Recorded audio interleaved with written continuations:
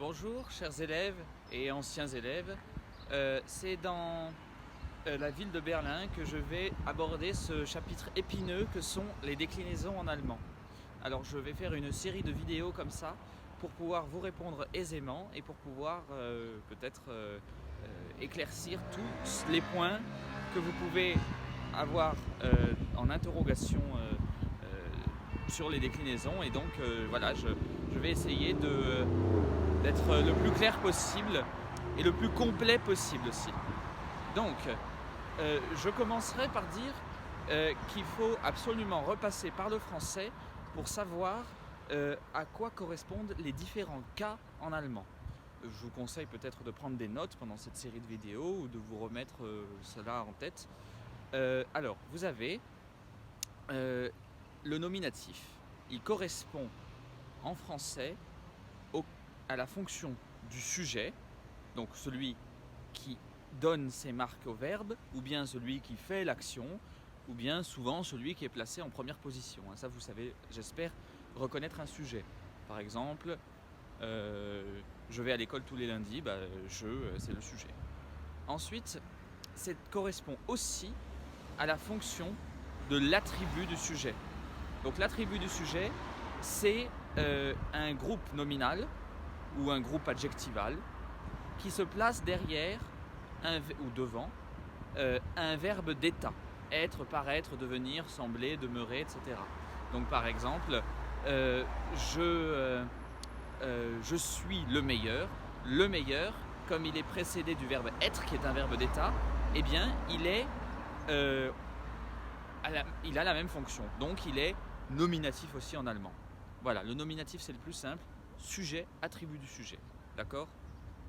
Ensuite, nous avons l'accusatif. On entre dans les fonctions, dans les cas un peu plus compliqués.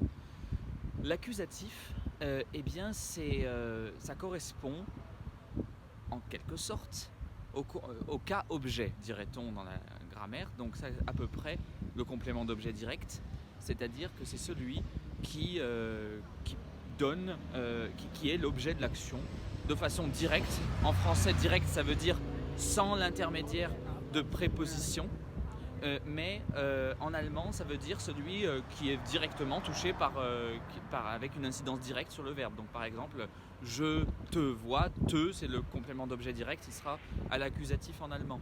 Je trouve cela intéressant, là on a un cas intéressant justement, parce que cela, c'est le complément d'objet direct, accusatif donc, je trouve quoi cela, et intéressant, c'est l'attribut, non pas du sujet, mais du complément d'objet direct. Cela est intéressant, donc je trouve cela intéressant. En allemand, cela sera aussi à l'accusatif. D'accord ? Donc, complément d'objet direct, ça correspond à peu près à la plupart des cas. Bien sûr, il y a une liste de verbes avec des réactions particulières qu'il faut connaître, pour lesquelles il y a des exceptions. Par exemple, en français, on dit j'aide toi, je t'aide. En allemand, ça ne se construit pas avec l'accusatif, ça se construit avec le datif. C'est comme ça, il faut l'apprendre. Il y a là une liste de verbes que je pourrais vous donner à la fin de cette vidéo ou dans une autre. L'accusatif permet également d'exprimer des éléments qui indiquent une direction. Lorsqu'on se dirige vers un endroit, on utilise l'accusatif. Donc par exemple, je vais à l'école. Le complément circonstanciel à l'école, comme il est précédé d'un verbe de déplacement, eh bien, il sera employé à l'accusatif. D'accord ? Et vous avez aussi, enfin, pour l'accusatif, les fameuses prépositions toujours suivies de l'accusatif qui sont durch, für, gegen, ohne, Voilà, à connaître aussi par cœur. Ça, c'est essentiel si vous voulez réussir à parler sans faute dans les déclinaisons. Ensuite, donc je récapitule pour l'accusatif. Complément d'objet direct dans la plupart des cas, mais pas tous. Attribut du COD, je trouve cela intéressant par exemple. Directif, donc quand on se dirige vers un endroit. Et les prépositions durch, für, gegen, ohne, Tout ça, c'est l'accusatif, les 4 choses, d'accord ? Ensuite, il y a le datif. Le datif, ça correspond Alors en français, on dirait souvent le complément d'objet indirect, mais indirect, ça veut dire qu'il y a l'intermédiaire d'une préposition. C'est pour ça que c'est indirect. Mais ce n'est pas le cas en allemand, il n'y a pas de préposition pour le datif. Donc on dirait plutôt le complément d'attribution. C'est ce qui permet d'avoir, de recevoir quelque chose. On est doté de quelque chose. Datif, doté, c'est la même famille d'ailleurs. Donc par exemple, j'écris une lettre à ma mère, et bien là on est au datif, à ma mère. J'envoie un cadeau à mon père c'est le datif puisqu'on lui envoie quelque chose. Je parle à toi, eh bien je donne mes paroles à toi, vous comprenez? Donc c'est ça que correspond, à ça que correspond le datif, donc l'attribution, le don, le fait de recevoir quelque chose, d'accord? Et ça correspond aussi, donc l'attribution, ensuite le locatif, le fait d'être quelque part, donc je suis à l'école, là c'est précédé par des verbes qui sont des verbes assez statiques, hein.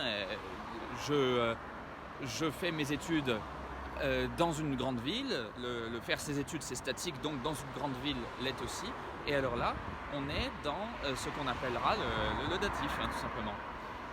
Et vous avez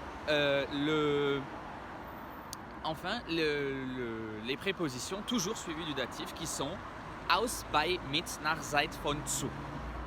On ne peut se dérober à l'apprentissage de ces prépositions. Voilà. Donc ça c'est le datif.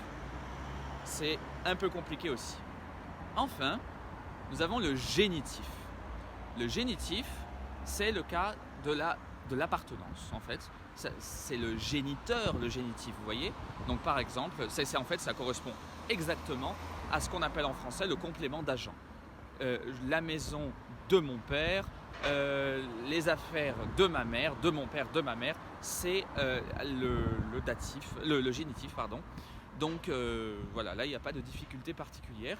Il faut juste savoir reconnaître déjà les cas et être exactement sûr, déjà en grammaire française, à quel cas est-ce qu'on a affaire quand on parle avec les affaires les différentes fonctions en français. Voilà, j'espère que cela déjà vous aura aidé.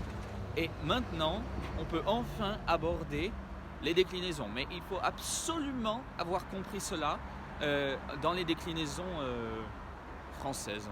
Il faut avoir compris les fonctions françaises pour aborder les déclinaisons allemandes. Voilà, j'espère que déjà ça aura été clair. À bientôt.